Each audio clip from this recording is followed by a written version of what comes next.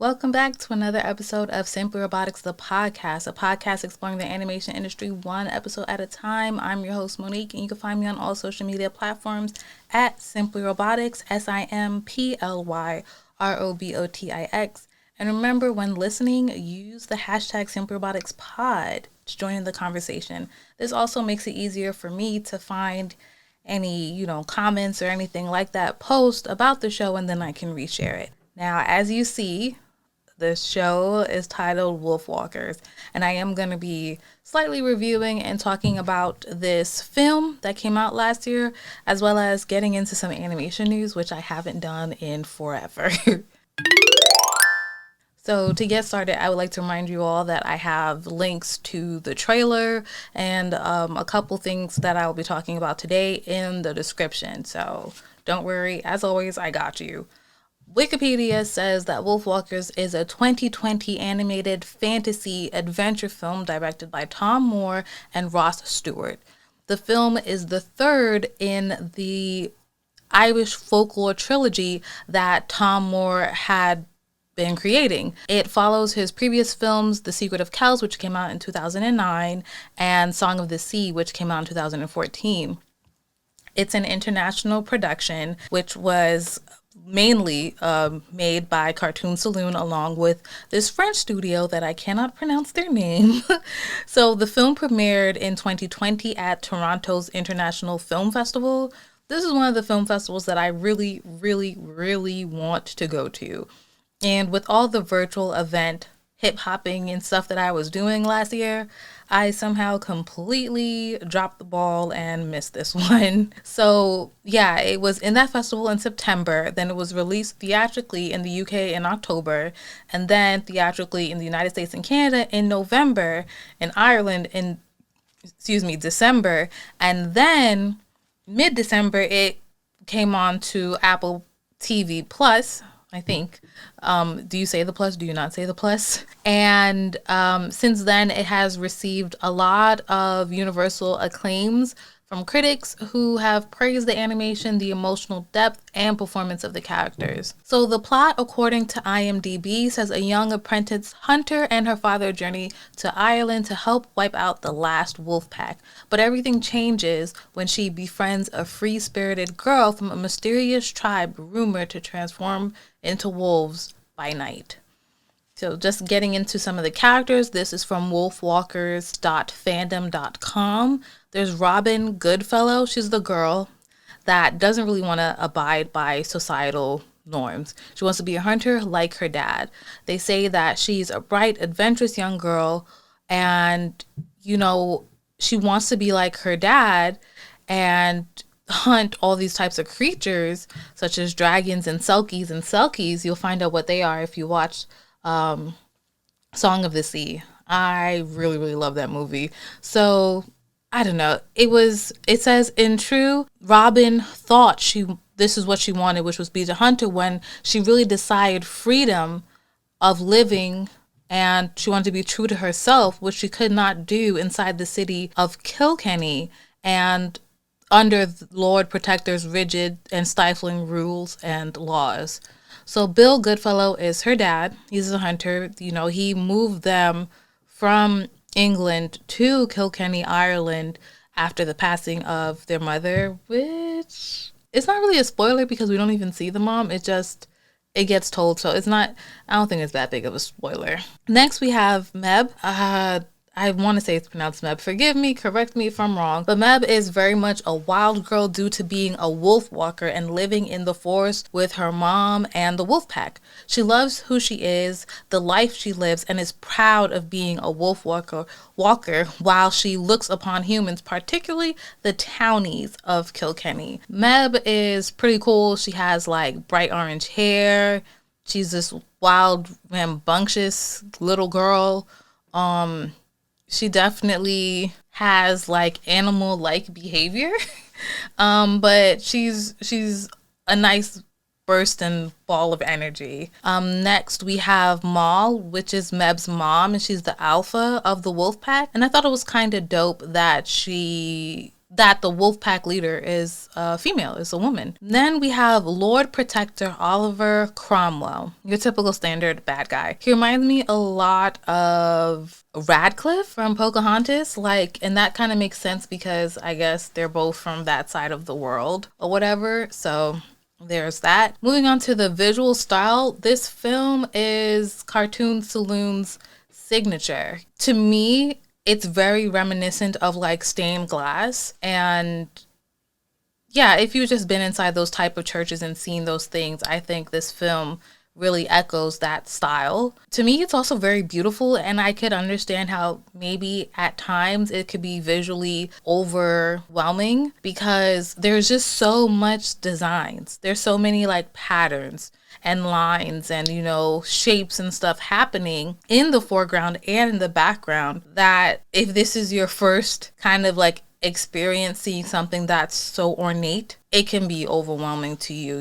For the most part, I do still like this style because it makes me feel like this is a piece of art, that if you were to pause some frames, it's probably going to be a very beautiful image that you are looking at. Animated style, it is 2D animated. I believe Cartoon Saloon actually does a chunk of the initial animation pen and paper style, and then they digitize it. So with that being said, as you're watching the film, you can see some of the pencil lines. Everything is colored in, but you see some of the gray sketchiness there, and I thought it was a nice touch, despite at first I was like, are my eyes playing a trick on me? Did I see something? Because I thought I saw some lines, but it happens throughout the whole film. And as far as storytelling, it's very charming, to say the absolute least. It's an easy story to follow, and I appreciate Cartoon Saloon for always finding a good balance between telling you the story and showing you the story. I really don't have much to say about the storytelling, unfortunately. My final thoughts is that Cartoon Saloon is one of my ultimate all-time favorite animation studios. So I haven't encountered a film that I've disliked. I feel that each film just holds a different place in my heart. I would say that I am biased too. I'm not waiting for the day they make a bad film, but I'm interested in if and when what that film could be like. That's I guess this is not really for me, And one thing that I really like about Cartoon Saloon, about their movies so far, with the exception of The Breadwinner does have a bit of magic to it. But for me, The Breadwinner was almost like how you have those based on a true story type of films, except it's not based on a specific person's story, but more like a cultural based on a true story with The Breadwinner. Whereas these, as they said, are like folk tales and folklore. So these are so mystical, and I really appreciate how Cartoon Saloon with Secret of Kells, with Song of the Sea, and with this and with The Breadwinner, they don't dumb things down for children. Yes, this is a children's movie. It is a children's movie. I don't even know why I did air quotes. It's a children's movie, but they're not treating kids as if they're stupid, And so I really appreciate that. Yeah. Oh, I'll also say that I guess of these movies, well, of the trilogy, Wolfwalkers is definitely kind of the darkest. The color palette for Wolfwalkers is more muted than not. Maybe out of the three, this is my least favorite, with the Song of the Sea being my most favorite, because if you just like things, magic about the sea and ocean life, I think you would really like Song of the Sea. And Secret of Kells was interesting because it goes into the history of a book and kind of unpacks that journey for a kid. So I also enjoyed that. I don't know why, even though I enjoyed Wolfwalkers, I wasn't, you know what? I feel also Wolfwalkers, to me, with being on Apple TV, didn't really get a good enough push from me on Apple TV. I was keeping up with it on social media and watching the trailers and stuff like that, and just whatever. Like I said, I care about the studio. I'm like a fan of the studio's work, but I don't dislike Wolfwalkers, but I wasn't super into it as I was with the other two movies. So I say that to say that I will watch it again, because now it's a trilogy. I would want to watch all three, like have a marathon or something and watch all of them. And who knows, maybe a rewatch would make me feel stronger about it. But I think if you like magic and you like kind of like heartfelt stories, I also should say it's not like cheesy. It's definitely not something super cheesy. There's fight scenes and battles in this and all sorts of stuff like that, Oh, yes. So that's the thing. Secret of Kells and Song of the Sea have more mythology in them than this one, despite this being like about still shape-shifting individuals. So maybe that's why I'm still more enticed by those two. But to keep moving it forward, Animation news. So I haven't done this in a while, but I knew that this episode was going to be short. So I wanted to just give myself the opportunity to talk about some things that have been happening. Starting off with the fact that in February, it was announced that Blue Sky Studios was or is going to be closing. This was reported on February 9th by Deadline, and the last day would be early April. I found that this was so hard. Like the whole like energy, and even still like a month later, the whole energy of social media that day was just horrible. It was now understanding that like 400-ish people were like out of work. A film that was due to come out or due to be finished this year and released next year had been stopped. They had short films that were being made had been stopped and stuff like that. And it was like, it's one thing to end a studio or to close a studio down or a studio to shut down, but that's usually like after they release something, right? Not as they're like nearing the finish line for a production. So that sucked. And then it just is really unfortunate to see. I'm in the animation industry, but this is a thing that happens in entertainment in general and just in life, where companies basically are allowed to monopolize the industry that they're a part of and then squash the entities that they acquire. And what sucks about this is that this is not just numbers and money, right? I'm sure that's what they care about, but this is actual people's lives. These numbers are attached to actual people. And when I think about Blue Sky, to me, they did have a rather high turnover rate of like millennials and like young people, entry level people, if you will, especially in production management. But it was a place where a lot of those people are people who had families, that had like houses and mortgages and their kids and schools and all sorts of stuff like that, compared to someone like me who was like, didn't have any of that, was actually trying to find a place to rent. I didn't have to worry about a mortgage. And I'm like, okay, well, you're giving people like 6 weeks to kind of scramble and figure things out. But then it's also like some of these people have been there for 5, 10, 15, whatever years. And what are they supposed to do?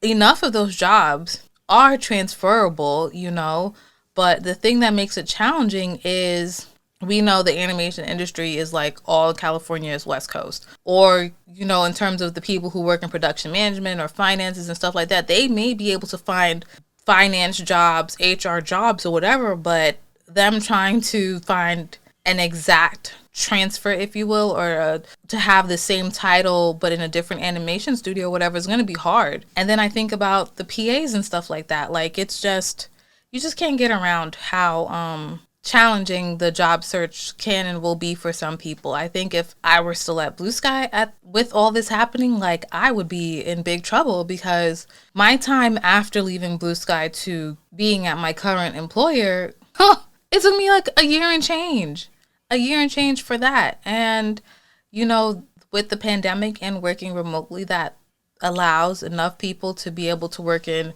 a variety of places to a certain extent, but more often than not, those companies expect you to move close to wherever their home base is within an X amount of time. So that's just that. But I think it's really awful that the studio closed.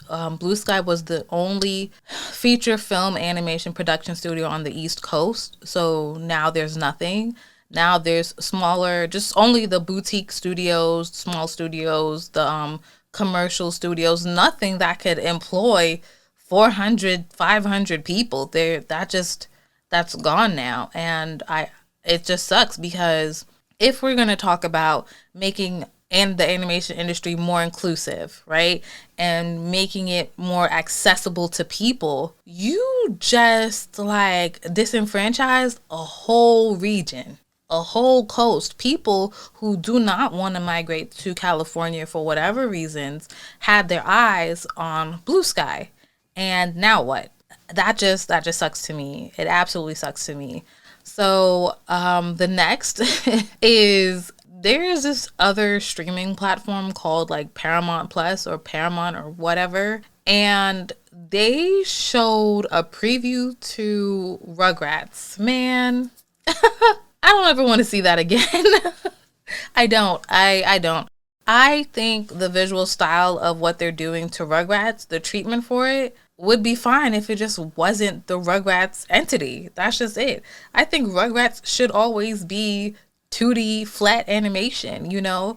And to see it in this, you know what? If they were going to make Rugrats 3D, they should have tapped on Blue Sky, because the way Blue Sky handled that Charlie Brown movie, if anything, should have been the way that Paramount and Nickelodeon handle Rugrats. What they're doing now is like this weird 3D thing. And it's cute if it wasn't Rugrats, but it's Rugrats, so I don't want it.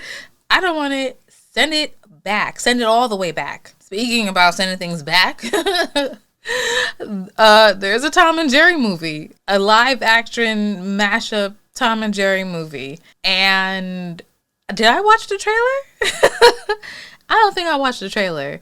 So anyways, so about this, I don't want it. From what I've seen, without actually sitting down and giving a trailer my attention, it seems like a regular movie with humans, and they threw Tom and Jerry in there for nostalgic reasons. Just you know what? Just leave it alone. Leave it alone. But there's more things that Paramount seems to be doing and won't leave alone. And that is a fairly odd Parents live action. So when I was looking up this article, I learned that there was already a live action Fairly Odd Parents back in 2011 with Drake from Drake and Josh. And I don't know if I knew that and like I just put it in the back of my mind, or maybe I didn't know. Like, I don't, but we don't need it. We don't need this. What we do need, and what we are allegedly getting, is Avatar Studios. Good job, Nickelodeon. And what that means is Nickelodeon is launching Avatar Studios, which is going to be a division designed to create original content spanning animated series and movies based on the franchise's world, right?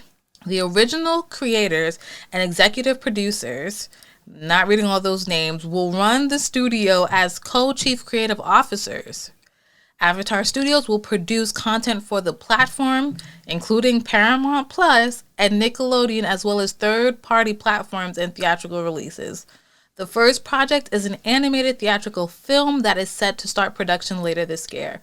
So we know there was that live-action Avatar movie that was a flop, and everyone told me don't watch it. I still have forgotten to watch it, but I'm going to watch it. Then we got news last year that the creators of Avatar were going to make a new live action film with Netflix. And then they left the project because it sounded like it wasn't going to be the project that they had in mind. So now they're doing it. And sometimes that's just exactly it. You just got to do it yourself, you know? So good for them. I'm excited because this is exactly what we're talking about. We want more Avatar stuff. And we don't need to continue one Avatar's long journey and story. Just keep going with different ones. We need Kyoshi. We need her. And yeah, I don't know. I don't think we need to go back to the first Avatar because what they said in Legend of Korra was, I think, enough. But I want to continue seeing some more Avatar stuff. So, that's that. That is the episode. I told you it was going to be short. After this will be another interview with a young lady I went to college with. That she's very dope. She's very interesting to me. And I'm so excited for you to hear that conversation.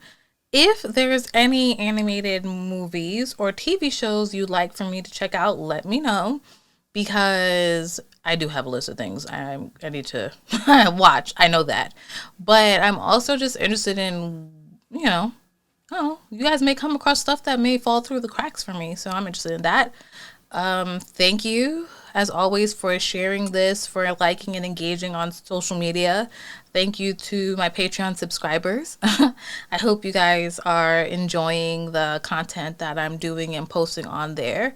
If you are not subscribed or not a Patreon, you can, I have a couple posts that are not locked, so you can, I don't know, check those out. So yeah. Again, all social media at SimpRobotics, website simprobotics.com. And thank you guys. Take care. Bye.